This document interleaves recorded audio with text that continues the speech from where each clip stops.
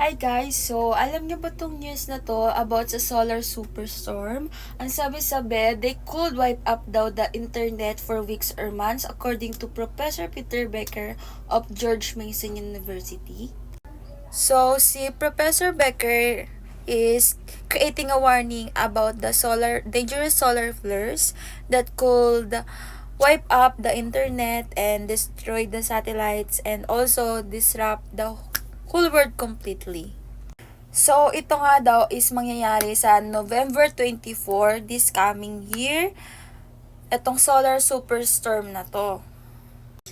Pero, alam nyo ba, itong solar superstorm na to ay isa lamang fake news? So, ito yung naglabas about sa fake daw yung solar superstorm, which is very reliable sources. Eastern Visayas State University, in short, EVSU.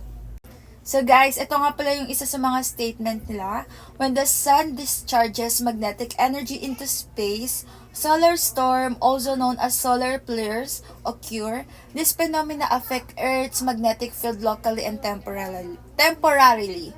So the current event of 1859, the strongest solar storm ever recorded, barely knocked down electricity for a few days.